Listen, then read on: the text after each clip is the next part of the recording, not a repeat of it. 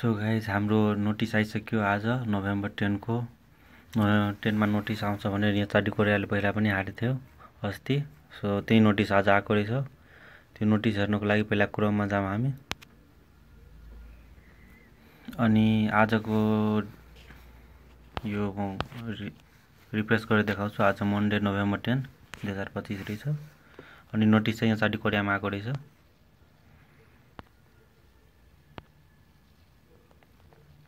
EPS topic यो चाडीकोरिया.or.kr मा हाम्रो यहाँ नेपाल 10 तारिकमा यो नोटिस अस्तिको हो अनाउन्समेन्ट। अब यहाँ नयाँ नोटिस हेर्नलाई अनाउन्समेन्टमा जाने अनि यहाँ 10 तारिक देखाइरहेछ। अब यसमा जाने नेपालको fourth recruitment of the point system in Nepal.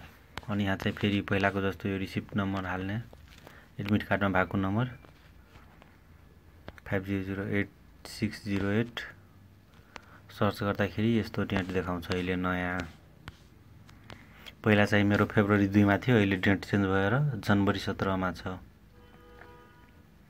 So तपाईहरुले पनि यसरी चेक गर्न सक्नुहुन्छ। अनि अहिले चाहिँ एउटा मात्रै छ, पहिला 2 वटा थियो त्यो।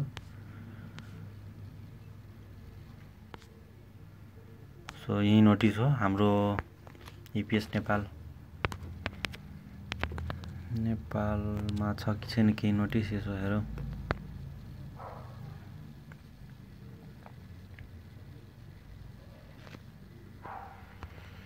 मान्छेहरू कोरिया गई छ। यो त अस्तिको नोटिस हो, प्रेस विज्ञप्ति। नोटिसमा छौँ हामी।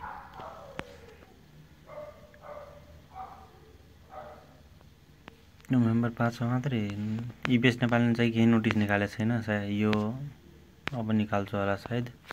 यहाँ चाडी कोरियामा मात्रै नोटिस आएको रहेछ गाइज। सो आजको लागि यति नै। अनि जनवरी 17 मा कसको परेको छ कमेन्ट गर्नु होला। धन्यवाद।